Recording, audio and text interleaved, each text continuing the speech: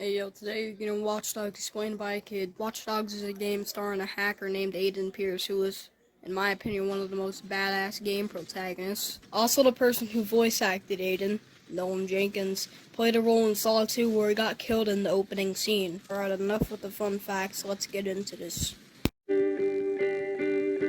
Basically, the war starts off with Aiden driving, and his niece, Lena, and his nephew, Jackson, in the back.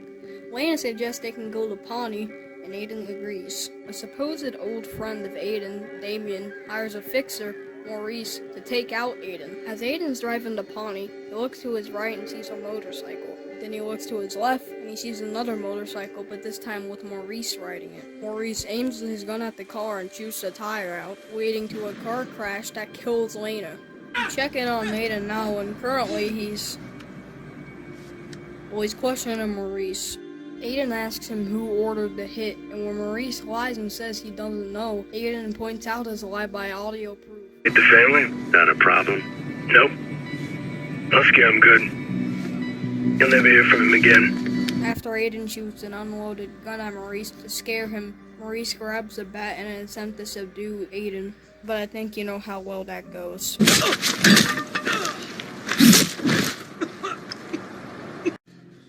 Where the hell you been? Oh yeah, also remember this guy is gonna be somewhere in the story later. So continuing on with the explanation, Aiden shows up to his nephew's birthday party. Jackson, that one kid that we mentioned earlier, who is turning 10. Aiden reunites with Nicole, or Nikki, his little sister, and Jax.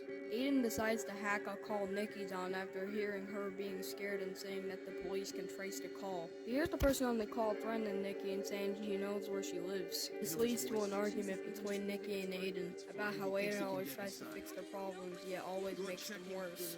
And about how Nikki just thinks this is a prank call and Aiden thinks this is serious. Aiden, God, you have not changed at all. We do not need your help. Please stop trying to fix our problems. Every time you try, you just make things worse. Yeah, I'm with you, Jax. I'm not about hitting women and all, but Aiden should give this bitch a big sock in the jaw with that baton he has. After Aiden traces the call and does some Aiden stuff to the crank caller, he hits a bad boy 17 to help him find out who hired the crank caller. After all, Bad Boy 17 is his professional person or lawyer. The reason I say that is because Bad Boy 17 at one point says this: "How can I refuse my best client?" They find out the crane calls are coming from the loot district. And that's it at the mission. I don't know what else you want from me. Afterwards, we have the backstage pass mission. He goes into the CTO list, blah blah blah. Bad Boy 17's impressed. I'm not really going through this whole mission because there's not much that happens besides there's a big shootout. I don't feel like showing all that because I don't have any footage from it. Okay, after whatever that confessed to me talking was, we got backseat driver where you're doing a fixer job as a getaway driver, and you're supposed to drive this guy undetected to the destination he's trying to go to. Aiden drives to an undisclosed destination where Lucky Quinn is waiting for them. And let's just say, Lucky Quinn's feeling a little bit too mad today.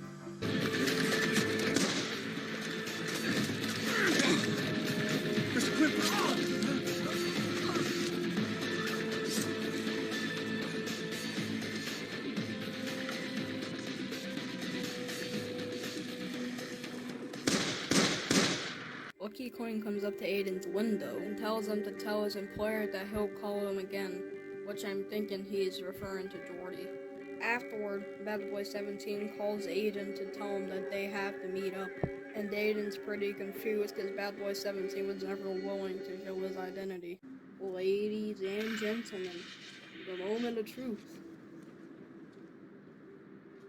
Bad Boy 17? Clara.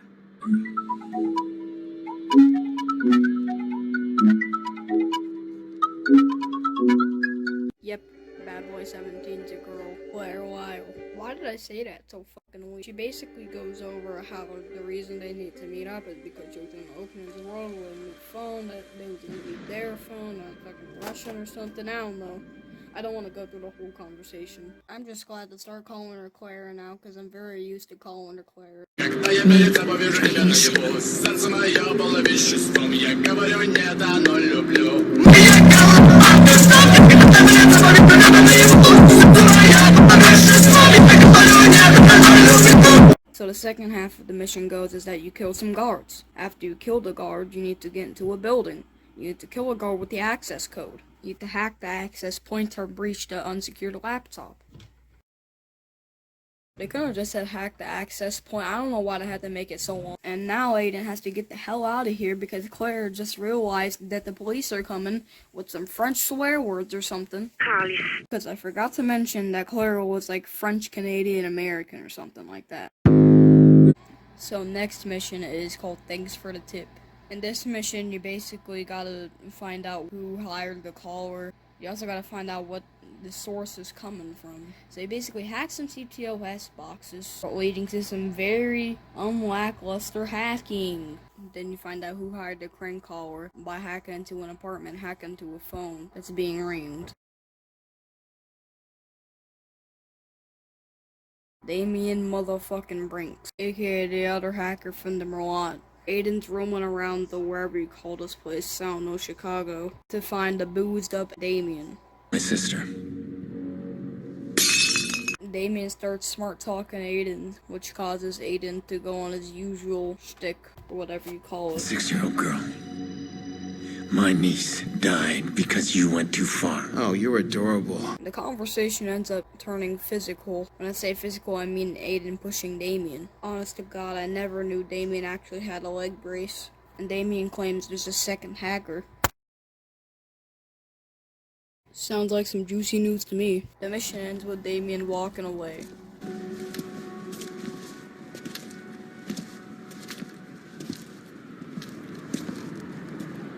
Next mission is not the pizza guy. You have to meet up with Jordy on the rooftop, and when you find him, you see him with some tied up people. When Aiden sees the sight, he drops the F-bomb. One of the only times he says it in the game. Oh, fuck. Afterwards, Aiden asks a very important question. What happened? Well, security in these buildings is pretty tight. So people like this feel nice and secure living way up here. I mean, these people just have a simple chain lock on their door. I guess they want to have a good look at the pizza guy before they open it all the way. After that, Aiden asks about the problem that Jordy said there was. Well, that's why I brought the bolt cutter. He opens the door this much, there's a chain right there, I slip him in and snip, and guess what? It's not the pizza guy. Afterwards, Jordy said you need to clear through all the fixers to get through Lance Brenner. Jordy notes to not kill him because he's going to be important to you. Well, at least for like 2 minutes anyway. Aiden and Jordy agree that Aiden will go down and do the main work while Jordy will help Aiden when he needs help by sniping. I shot him in the knee, is that fine? Aiden interrogates Lance and tries to get some answers out of him. And if I'm being honest, I actually have no idea what he's trying to get answers for. But Aiden points out Lance's 2 lives.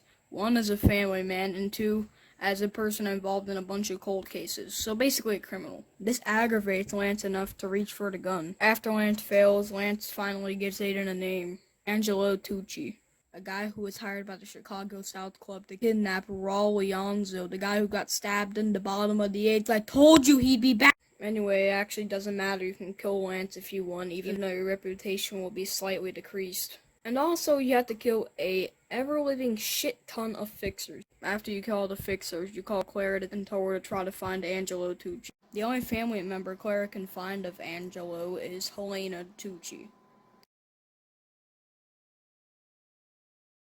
She mentions that she likes to post on social media, and it says she likes cats, and likes doing selfies, and some other stuff I forgot. So basically just sounds like the typical normie 2014 girl.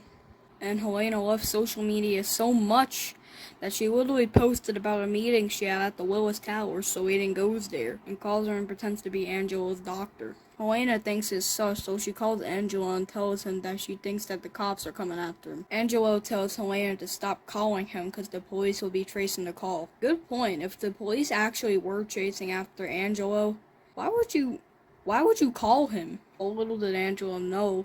It wasn't the cops who were tracing his call. It was some edgy hacker named Aiden Pierce. You can either choose to kill him or knock him out. But I mean, come on. Why would you not kill him?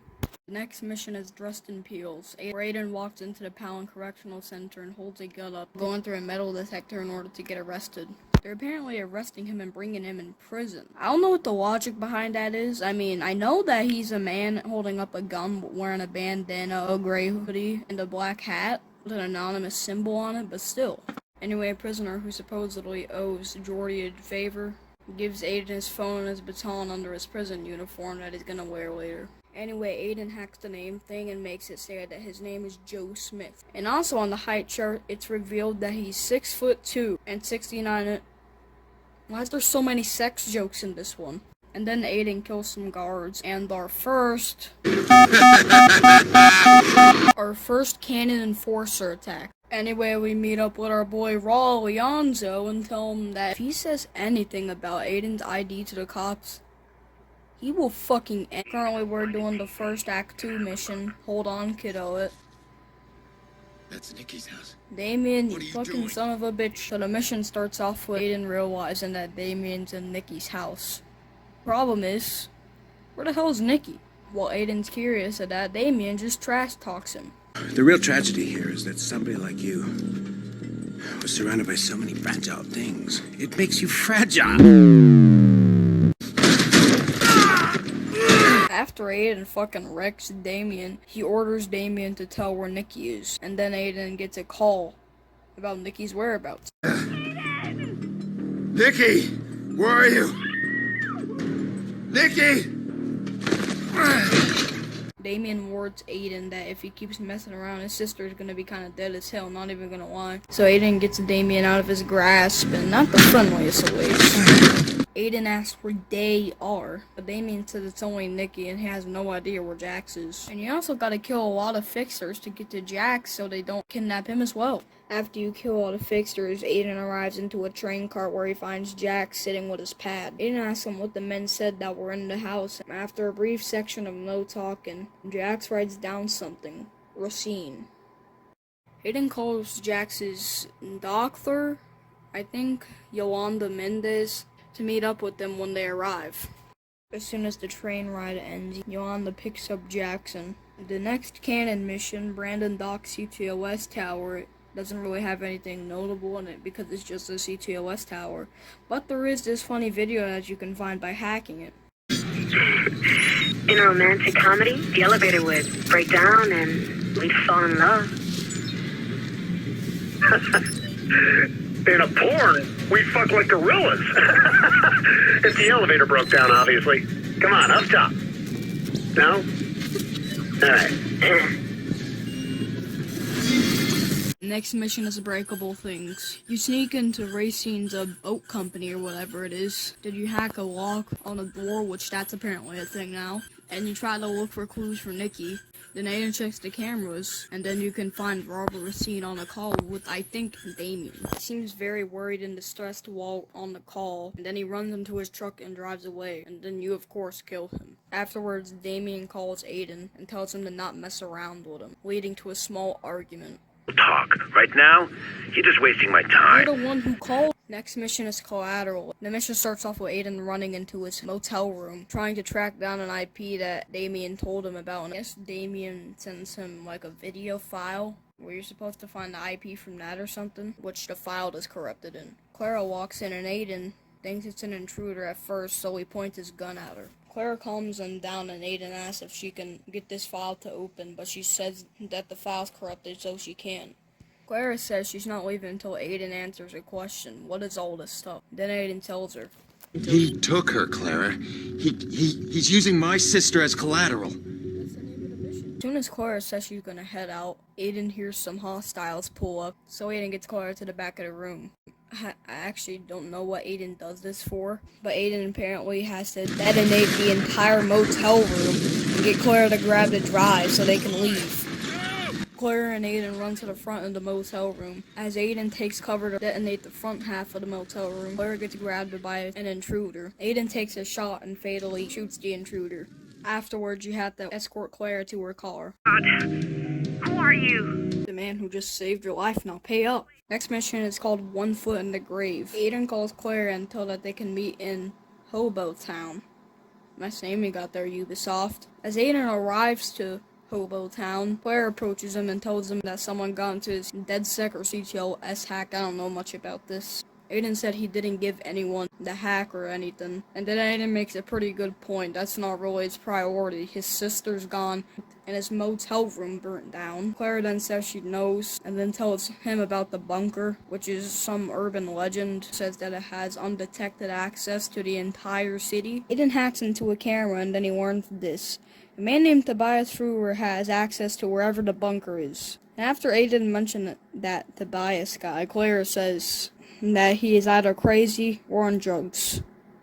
Or both. Claire leads Aiden to Tobias's shop, which is underground, and then after they look, they realize he isn't there. Aiden continues looking around and listens to some guy's conversation or something, and learns that Tobias is playing an illegal game of poker. How is poker illegal? I don't know. And then someone else picks up on the call and calls someone else and brags about how they have a lead on Tobias. Then they try to go to the poker game, so you have to kill them. So then you get to the poker game and you have to piss Tobias off when you get to the poker game, causing him to flip over the entire poker table, leading to a chase. And then you confront Tobias. You have to calm talk him to give you the remote, and it turns out that Tobias is high as hell, so Clara was right about him being kind of high on something. One of the weirdest paragraphs I've ever said. The next mission is called A Blank Spot There-ish. The mission starts off with Aiden arriving to the bunker, but not going into it yet. And Claire calls him, asking about Tobias. Aiden says Tobias told him it was real, and after Claire drops in "I told you so," she says wait for her. And then Aiden says okay, and meanwhile they gotta do 3 generators. I didn't know we were playing Dead by Daylight. After you do that, you walk in and see Claire inside the bunker. It appears that she is trying to hack it. Is this a French swear word? I don't know. It appears that they got there first because Claire says that Bloom took most of the hardware. The pro is that this place is supposedly untraceable and unhackable. Yet here we are about to hack it. If you smart mouth me one more Next, Aiden asks if Claire can track an IP for him, because it's supposedly a lead for something. She does, and it leads to Rossi Fremont, which I think is Watch Dogs' version of Cabrini Green, which in this game are where the black viceroys are hanging out. Aiden spots some surveillance and asks Claire if she can hack into it from there, and she says no, because they're way too off the grid. This is bizarre. And then Aiden says he'll try to connect from the source. Next mission is a CTOS tower mission, and you know I don't do that, so we're skipping. Next mission is Jury Rigged, which is technically a CTOS tower kind of mission, but instead you can actually cause a big bloodbath. So basically it goes as you gotta find 3 security terminals. You gotta disable them, I think, to unlock the door to the CTOS tower. And then there's just something I just really want to say that I saw on the wiki. The player has full freedom to take a stealth approach or cause a gangland massacre. The next mission is Grandma's Bulldog. The mission starts off with Aiden walking in to Claire leaving. Claire says no one asked her to stay, but then Aiden blocks that with no one asked you to leave. You'll need to do better than that. You know, I never think I'd say this about Aiden and Claire talking to each other, but I feel like I'm watching a mother discipline her child. This time Aiden does not do a sorry ass, I need your help, please stay here. But to be honest, I don't know why Claire expects something formal out of a hacker. I don't even know why she expects something formal when she's a hacker. So Aiden suggests that she can stay here and they both work as a duo. Like a team. Sure, like a team. Not used to being a team. Well, technically, you'd be a duo because you're only 2 people and a team is like 3 or more. Was that so hard? Yellow tape around his body. You know what, at this point, I don't even know who hits on each other more. Then Aiden and Claire hack into the Rossi Fremont cameras. What they hear inside confirms Aiden's suspicions that they aren't a typical street gang. You can also see a man getting his brains bashed in with a goddamn suitcase. And then Aiden chooses the quote-unquote fat kid Bedbug to go in for him. Aiden also says that Bedbug is 1 mistake away from a bullet, and he said once he makes that mistake, he's going to record it, so that technically means Aiden's about to record an ISIS execution. And then after the mission, Damien calls and torments you once again. Next mission is Not a Job for Tyrone. The mission starts off with Aiden arriving in Bedbug's neighborhood and hacking inside Bedbug's house. I'm guessing there's like a camera that Bedbug has set up, but anyway, Aiden oversees him talking to his grandmother. Bedbug leaves and Aiden starts to hack into his calls and finds out that he's on the phone with like fellow members. Eventually, Aiden connects the dots and finds out that Bedbug isn't really that loyal to Iraq. Bedbug makes a stop at a Viceroy-controlled alleyway, which puts the stealth part in the mission. Then Bedbug receives a call from someone named Rabbit. And then Aiden eavesdrops on the conversation. Rabbit continuously warns Bedbug that Iraq intends to kill him after receiving his, dough. But then Bedbug just replies with pulling out a gun. Then you virtually burst a pipe and help Rabbit to escape, and then flee the area. Next mission is uninvited. The mission starts off with Aiden walking towards an ice cream truck that Jordy was supposedly in. Jordy opens the ice cream truck's shutter and Aiden's disgusted by the smell, so he comes in the back. After Aiden arrives in the back, he sees two bodies, both of them with gunshots in their head. Aiden asks Jordy where the explosives are, and I'm guessing Aiden thought when he said this, Yeah, let me round up the boys and I'll meet you there. he was referring to the bombs. And I would have said I was bringing the girls. But I brought that too. Jordy says he needs help with bringing these guys into a gangland shooting of sorts. Wait a minute. Aiden tells Jordy to give him some of the explosives, and while he's doing it, he hits us with one of his classic campfire stories. These two nutsacks are some unfinished business from a Gabonese job. You should have seen the way that they tried to take me out. I am driving this beast of a muscle car right out of the 70s. You know when an automobile accident was still called a fucking car crash? Let's go.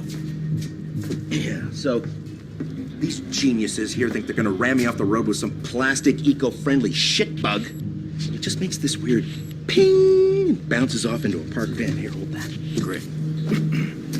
Thanks. So these two idiots are sitting in their car moaning and whining. They're all fucked up. I don't know whether to laugh at them or scream at them. Finally, I just pulled out my 45 and slammed the rounds into their fat faces. Then Jordy shows Aiden the types of bombs he brought, which Aiden is surprisingly surprised about. This is what I have for you. It's a sticky bomb. See? It sticks. Cool, huh? Then Jordy dips out after he suggests a practice round for Aiden on the sticky bombs. It's like a practice round. What do you think, fellas? Practice round? Jordy, I don't need a practice round. No, just let me get a little clearer. Jordy! Fuck. Then you gotta go to a warehouse and watch footage of the black viceroys doing something. Then Jordy calls you and you have to prepare an ambush for something. Then you kill them all, and then you call Bedbug and tell him that all of his friends are dead. Then you gotta kill the remaining viceroy. Aiden goes to the face fountain where Bedbug is. He listens in on a conversation before it ends, and then he gives Bedbug an anonymous call before, like, playing a video of Viceroy stuff. Then Aiden calls Bedbug again and says he's gonna be his eyes and ears. So apparently Aiden's telling color up in this bitch. Next mission is breadcrumbs. There's no cutscenes I can use as sort of filler, so I'm just gonna speedrun reading the plot off of the wiki. After tracking Quinn's guest list, Aiden finds out the briefcase is in a place with the club goons. They begin an old-school briefcase swap in an attempt to fool the CTOS detection algorithms. The swap ends with the briefcase being thrown to a club-operated Molenberg 45. Aiden tracks the boat by motorcycle to a marina owned by the Chicago South Club. After killing RV and all marina guards, Aiden takes photos of the guest list inside the briefcase and escapes from the marina. Then Clara calls and says she found a name that Aiden can disguise himself with. Nicholas Crispin, the world-renowned and infamous woman brutalizer and killer and cannibal. The next mission is Stare into the Abyss, which is the first mission of what I'll call the Human Trafficking Ring chapter. In this mission, you track down Nicholas Crispin. Currently, he brought his gay-looking ass to a car dealership, and you know where to go. You kill him, you steal his identity, and now you have the reputation of a public menace. Aiden locks his new identity into the Infinite 92 Club, where he needs to find some girl named Poppy. Lucky for them, they have a dish called the Poppy Special, cause apparently she's a sex worker or something. I don't like that. The bouncer or something leads him to the back of the club where the Poppy Special is leading. Leading to why this game's rated M for nudity. You come into the room and witness Poppy on a table with handcuffs and basically stuff that I guess are Nicholas's kinks. Poppy, thinking this is Nicholas, swipes her knife at Aiden, but my guy Aiden has some extremely good reflexes in fucking WWE. Mr. Crispin, is everything to your liking? You interrupt me again and you're next. Aiden says that he's not gonna hurt her and he's gonna help her. The helping part I believe, but I'm not so sure about the not hurting thing. No lightning? They said you were a monster. You're not Crispin, are you? My name is Pierce. James Bond. Next mission is a risky bid. You walk into the auction at Brandon Docks with an invite. They confiscate your weapon and then you walk through the hallway where you see a whole bunch of women in not so good conditions. Basically, if you played the mission, then you know what I mean. After you go through the hallway, you walk up onto a catwalk where you see Iraq and Lucky Quinn talking. Aiden pretends to hit Iraq, even though if you see that face, it doesn't really look like a hit. And then he scans some tag Iraq has, I'm guessing from like the military he's been in, because apparently he's been in the military, and apologizes. And then Lucky Quinn starts talking with you. I know it's gonna be offensive to say this while watching a human trafficking auction, but I can't help to think that Aiden's getting an erection under his green jeans he has. Poppy walks through a door and Aiden gets close to her and hugs her to scan a tracker on the back of her neck. Then you have to escape the auction, but while you're escaping, a guard comes up to you and WWE's you through a floor, which obviously leads to you being caught and you have to go through a shootout, blah blah, etc. And first for attack. This marks the end of the human trafficking ring chapter. Next mission is role model. You get a call from Yolanda of Hold On Kiddo saying that Jackson has gone missing. Aiden suggests that he went to go searching for Nikki as he is a lot like Aiden. Aiden tracks Jackson's tablet and finds out that he is in a restaurant owned by the Chicago South Club. Aiden gets there and sees a bunch of enemy cars headed towards the building. Aiden of course kills them all, but I think while he was killing them he forgot that Jax was in the building, because he realizes that he killed all the people in front of Jax, making him even more traumatized, which is actually kind of tragic. Aiden leaves with Jax, painting a picture in Jax's eyes as a cold-blooded killer. Aiden arrives at what I'm guessing Yolanda's house, and apologizes to Jax of what he's put him in. Aiden keeps persuading him that there's a reason he did it, which leads to Jax to talk to Aiden for the first time in the entire game. I'm like the healer.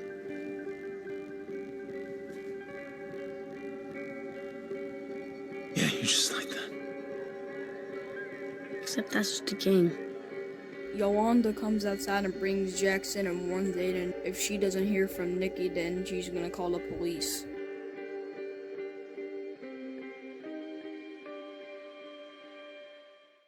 Next mission is planting a bug. Once again, there's not really that much gameplay except for an ending cutscene, which I will use. So again, I'm gonna read the plot off the wiki, but this time I won't speedrun it, I'll animate it. After saving Jackson, Aiden calls Bedbug and tells him that the time has come. Then, Aiden goes to the Unicorn and Dragon pub and leaves an audio recorder for Bedbug to take it. Then, Aiden infiltrates the Rossi Fremont building complex and hacks the cameras of the building. Aiden tells Bedbug where to go by the cameras to make Bedbug go to the servers. While in the server room, Bedbug realizes he's been compromised, and out of fear, he barricades the door with a table. But then that easily gets ended. Bedbug tries to reason with Iraq, but that doesn't work. What it look like to you? Cause it looked like a supersized fucking betrayal to me. They actually hold Bedbug out the window and realize that he has a camera in his body before presumably dropping him and killing him. The last thing we actually hear of him is him begging for his life, as that's overrun by static in the loading screen. Then Aiden has to escape some viceroys, and then later on, after he escapes, calls Claire and asks her if she found something. It looks like his computer is full of blackmail on everybody. Just listen to these full names. Police Chief Sexton. Oh yeah, also Bedbug survived. Next mission is way off the grid, and it's bizarre. Since Bedbug failed getting into the files, cause he almost got through out of the building, Aiden goes to the bunker and decides to try to break in himself. Claire thinks this idea is crazy because the files are encrypted and she can't decrypt them. They have a small argument before they figure out what they can do. They can find someone that can decrypt them, and Claire found just a person. Wow. Raymond Kenny. Yep, Raymond Kenny, the person who invented file encryption. The problem is, he's been way off the grid, so they need to track him down. Eventually they do track him. and it leads to a half-demolished building according to the wiki. And then you gotta fend off some fixers who also find him, and then bam, you gotta escape the police. I don't know, just normal hacker stuff, man. No bedbug this time. I'm going in alone. I've seen the layout. I know the room. Rack's in there somewhere, and it won't take him long to realize I'm coming. He knows what I'm after now. This time I leave with everything. And right off the bat, the first mission is the start of something I'll call the Pawnee era, which almost plays out for the entire act. First mission is Hope is a Sad Thing. It's mostly just CTOS hacking stuff like usual, but except it helps you track down T-Bone. Aiden also mentions at the beginning of the mission that some of his best memories come from here, but also his worst memory. Mostly because this is the place Lena suggested to go before she got killed. Anyway, the CTOS point leads to somewhere called Jed's Bar, Pawnee's quote-unquote #1 watering hole, which is located in northern Pawnee, where Aiden hopes to find T-Bone at. So that's where you're headed. After you get there, you can sit down with a man who supposedly knows something about T-Bone. You sit down with the person, you take a couple drinks, and you have to do this kind of fun mini-game where you have to click the buttons in order to do simple tasks. Then you tell him what you're here for, and then the guy throws you out of the fucking window, revealing that, yep, this is T-Bone himself. As Aiden and T-Bone duke it out for a while, T-Bone gets the upper hand and tases Aiden, which gets Aiden in an unconscious state. Aiden wakes up to T-Bone cauterizing a piece of metal. After Aiden wakes up, T-Bone brings up a point that Aiden being wanted doesn't make him a good friend because, T-Bone's supposed to be off the grid. They once again fight, but this time not physically until they bring up a deal. Oh yeah, also when I say they bring up a deal, I mean Aiden guilt trips T-Bone because, his niece died. Works every time. T-Bone invites Aiden to go outside with him to give him a tour of the entire junkyard that T-Bone lives in. Yes, he lives in a junkyard. Anyway, he shows you around, yada yada, the whole world works. And he tasks you with getting his taco truck back. Next mission is a Pit of Paranoia. I'm just gonna animate this mission because, no cutscenes. After Aiden takes back T-Bone's truck and shows he is trustworthy, T-Bone gives him a mission to delete him from the CTOS. For that, Aiden has to infiltrate Bloom HQ. T-Bone says that he can get into Bloom security chiefs by tailing a helicopter. Aiden tracks the helicopter and finds the helicopter hovering over the Pawnee trailer park.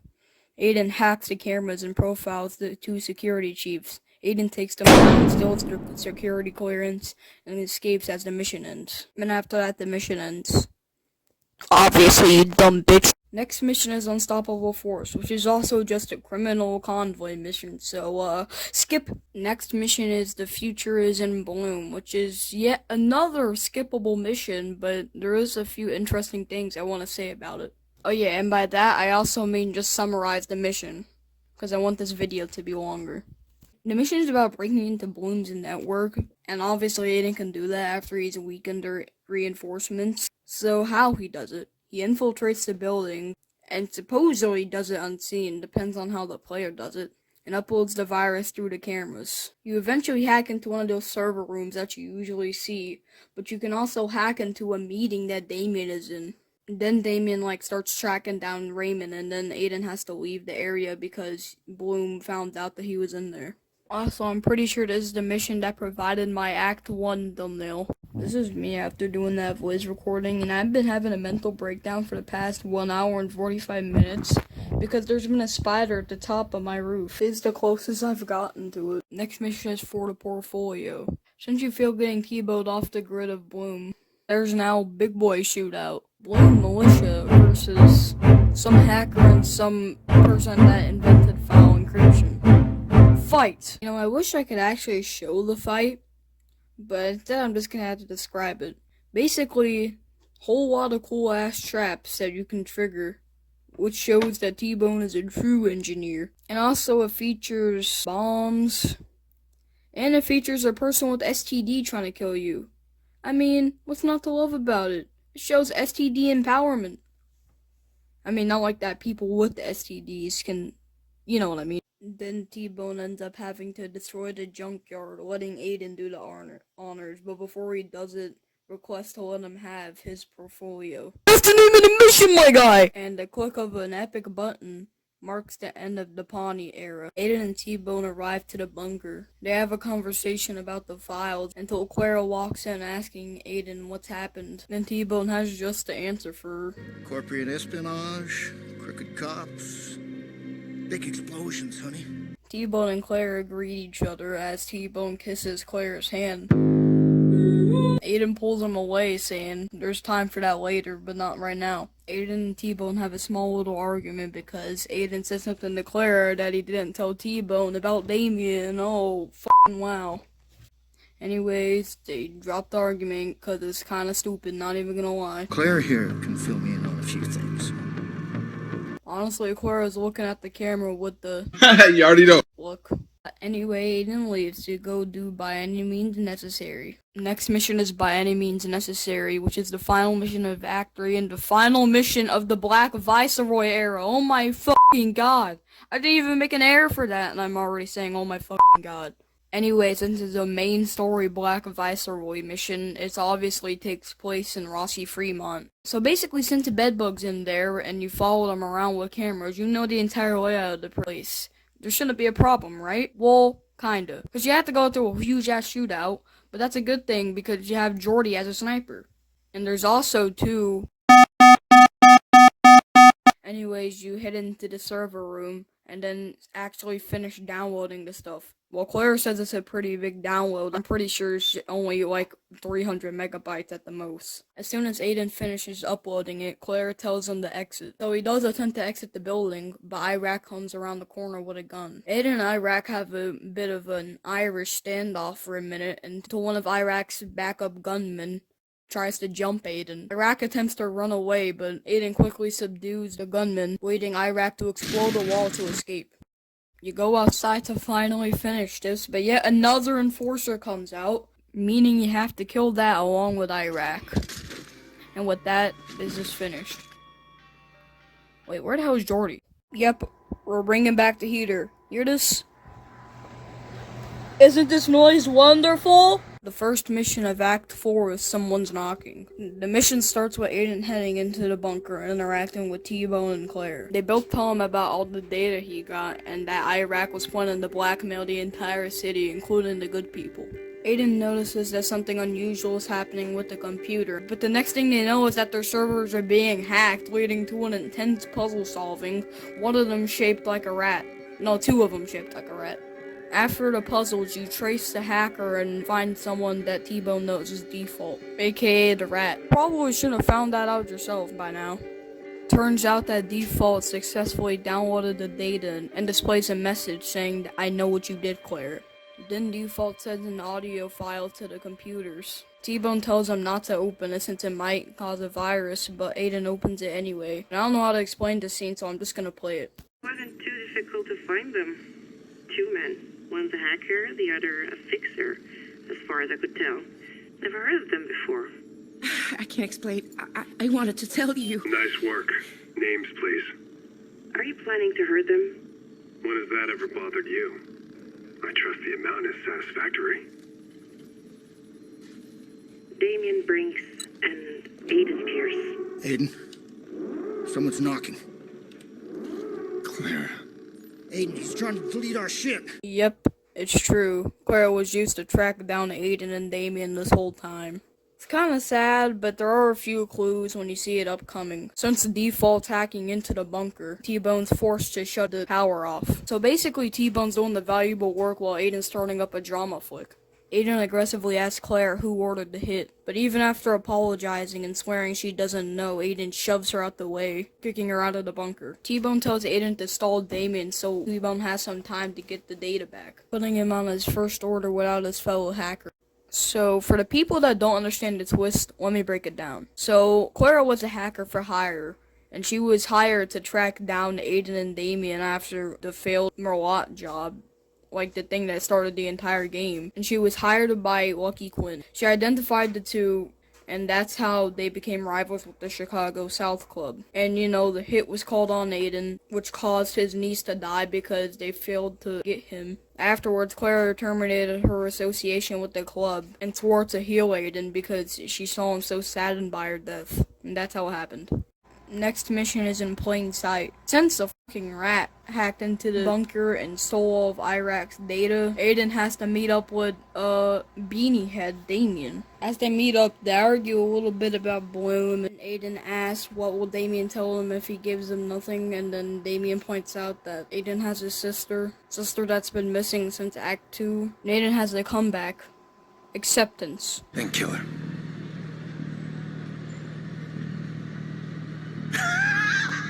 Then Damien gets Aiden on the phone with Nikki, and Aiden downloads a hack that might be able to give a lead where Nikki is. Damien realizes that and cuts off the call, and Damien has to come back to that too. Blackmailing. Damien puts Aiden's face on the news everywhere, which gets Aiden on the radar and Aiden has to run. And they somehow got photos of him in action. Next mission is the Rat's Lair, which doesn't really have cutscenes but does have camera footage, so stuff for me. There's not really the mission starts off because it's basically all the mission, but you're hacking in through default stuff. And you're trying to get Iraq's data back because he stole it back when he hacked the entire bunker. T-Bone sneaks in and he's found having a great time because of all the stuff Default has in his room that T-Bone's especially interested with. Until a bunch of fixers break in. T-Bone escapes, you take down some fixers, how the whole world works. Yeah, and T-Bone mentions there was literally nothing in there because Default's literally carrying the data on him. Yes, physically on him.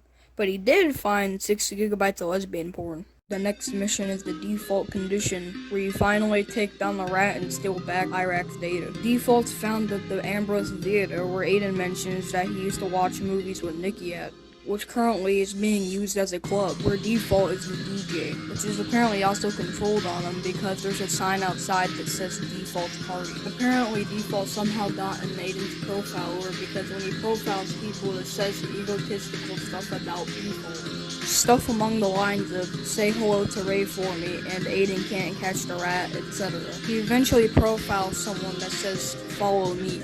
You hack them, and now you can hack Default's entire server. So you hack into a camera, and it leads you to a laptop that gives you an option to intrude it, so you do. And it'll lead you to some more totally legit hacking, which leads you to Default. He's found that you hacked in, and he flips you off before turning off the camera. This leads to a very intense roof-to-car chase, where you have to stay near Default to get the data back because, he has it physically on him. Once you get all the data, you can let him go or kill him. Personally, I killed him because I'm a pretty chaotic person. Then you find out that was a Default decoy, so, yeah, we're gonna have to save that for Bad Blood. Later, Aiden gets a call from Jordy, and Jordy mentions that he's concerned and surprised about the price on Aiden's head. You remember this during the end of the game. The next mission is Little Sister, which is about finally getting your sister out of custody. Holy fucking sh**. Anyway, T-Bone calls you and says he's found the lead on where Nikki is, a factory in Brandon Docks. So he gives you a fair warning before getting there that they tend to ask questions never and shoot first. You hack into the network and you find Nikki scoured in a corner with some guy guarding her. There's a box by him that's explodable, so obviously you explode it, and Nikki gets up and grabs a phone that you hacked to call her. You order her to grab a gun. Oh God, this is crazy. Aiden, I don't know guns. Anyway, you gotta guide Nikki out, you gotta either escape or kill all the fixers that Damien hired, and you get on the phone while Aiden questions why Aiden chose this lifestyle, and if they should help the guy that Nikki shot earlier. Next mission is Ghosts of the Past. After you help Nikki escape, you get a call from Damien saying that the Chicago PD are all over him. And I'm pretty sure it's because Yolanda called the cops. And he is right when you trigger the mission, because you have to escort Nikki and Jackson out of town, or at least a Pawnee. Anyway, the mission starts off with Nicole and Jackson walking out with all their stuff. Nikki tells Aiden that Yolanda threatened to call the cops, like what I said earlier. Aiden just responds by telling Nikki that he found out who killed Lena. Nikki questions Aiden, but Aiden just tells her to get in the car since they don't have much time, and Nicole hesitantly gets in the car. After they escape the cops with the loading music of Watch Dogs Legion Bloodline, Aiden and Nicole get out and reminisce about back when they were kids and when Nicole idolized Aiden. They say their final goodbyes. Aiden says goodbye to his nephew, as Jax asks if Aiden's coming with them. Nicole responds no, and they drive out of the town. Next mission is No Turning Back, possibly the saddest mission in the game. Also, it's the last mission of Act 4 and the last mission before the last mission. So let's begin. The mission starts off with Aiden in front of the Merlot, planning in his head how he's gonna take out Lucky Quinn and expose Donovan Rushmore, aka the corrupt mayor. Right before he goes into the Merlot, he gets a call from Claire. She apologizes to Aiden and gives Aiden a quick rundown of what she was doing. Aiden replies with a nicer version of a bitch, hold on, I'm doing something. Afterwards, you go into the hotel and watch the mayor's sort of speech with Lucky Quinn on the stage as well, aka eavesdropping on the speech. Afterwards, Quinn and the mayor go inside and have a little argument until Rushmore snaps and says he doesn't want to work for Quinn anymore. After hearing all of that, Aiden clears the first 4 guards and then gets in an elevator. He walks out of the elevator to see 2 of Lucky Quinn's henchmen pointing guns at him. The tick is run away, and Lucky Quinn turns around while they force him to walk towards him. Yep, it was actually Lucky Quinn that called the hits. I forgot to mention this earlier, and in the first with the back, I accidentally called it Damien. Aiden hits him with the classic, you called a hit on me, my niece died because of it. Aiden eventually gets so mad with Quinn that he tries grabbing him, but they just hold him down. Quinn eventually leaves for Aiden to be killed by his henchmen, but Aiden ends up escaping their grip. Aiden fights his way through the rooftop and kills all of Quinn's henchmen until he's finally face to face. Of course, between bulletproof glass. This room is impenetrable. Eventually, you hack Lucky Quinn's pacemaker, causing his heartbeat to go down slowly but surely. Quinn tells Aiden about his belief that Aiden only did the Merlot job for the video of the mayor killing Rose Washington. Quinn starts getting egotistical, saying that when he dies, they'll build a statue of him. But when Aiden dies, everyone will forget about him because he doesn't matter. In response, Aiden drops the most badass line in the game. Haven't you heard? I'm the vigilante. I clean up mess like you. After you kill Quinn and escape the cops,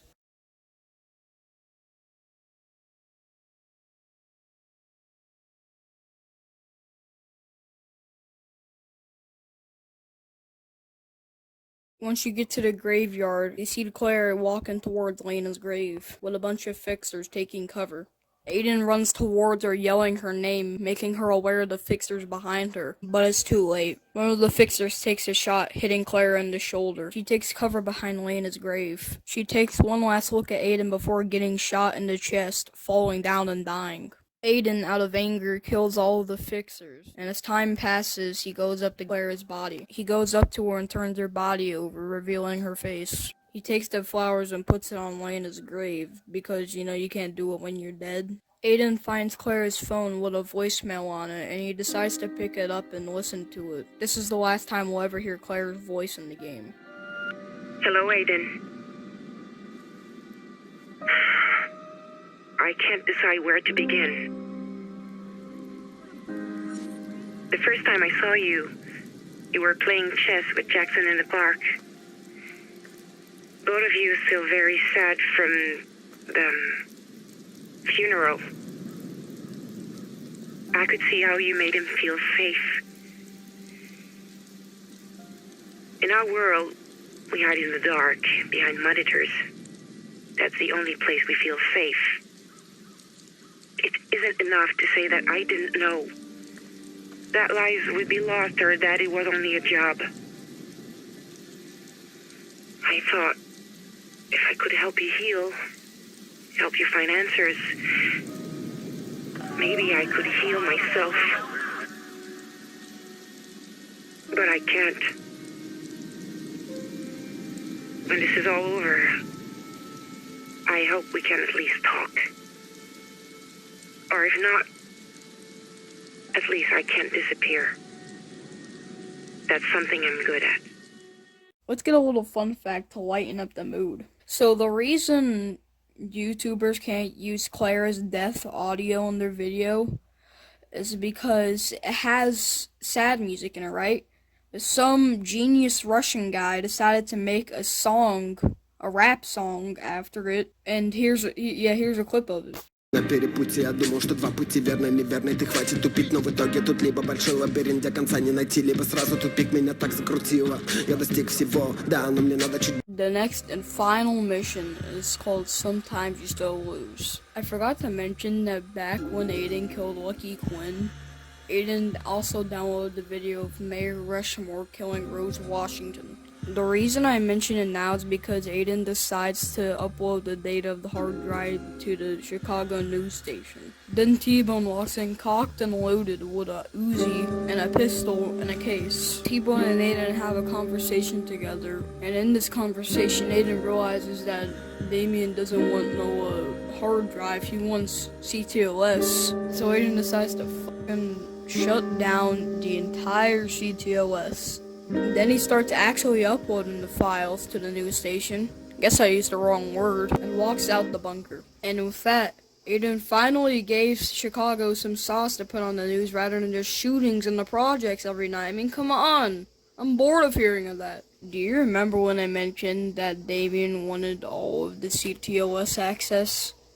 Yeah, you later get a call from him saying that he got all of the CTOS access. Aiden goes to a place in the Mad Mile district called Triumph Tower and tries to hack the CTOS from a random router, but something prevents him from doing so. So then Aiden just calls T-Bone because he's too lazy to think of anything, and then T-Bone gives him a virus that killed people when he used it last time. Yeah, good thinking, Aiden. So now Aiden's tasked with uploading the virus to 3 points, with the police on his back, and Damien with CTOS, controlling the entire city. Oh yeah, I forgot to mention that the map's very glitchy during this, and it keeps bringing you to random places. So, this part is hell and fucking incarnate. After this hectic session, you go to Triumph Tower and finally shut CTOS down. Not so long later, Aiden realizes that the Harbor Lighthouse light is still on, and CTOS is not held there. Aiden puts 2 and 2 together and realizes that Damien must be there, so he heads there. Aiden arrives at the lighthouse for the final standoff of the game. Damien tries to help Aiden up the ladder, thinking it's someone else, but he just gets held at gunpoint while doing so. Aiden and Damien have an argument about why this is all happening and why it even happened, and accusing each other of claims, some right, some Damien brings Lena and Claire into the situation, saying it's Aiden's fault for both of their deaths, and drops the mission title while doing so. You play a beautiful game. Sometimes you still lose. All of a sudden, Jordy comes in with a gun. Man points it at Damien at first, but then points it at Aiden. New contract. Kick it over. Remember earlier when I said that Jordy mentioned the huge price on Aiden's head? Yeah, he went after that contract. Jordy gets Aiden to drop his gun, but does not get him to drop his phone. Instead, he uses it to end it all.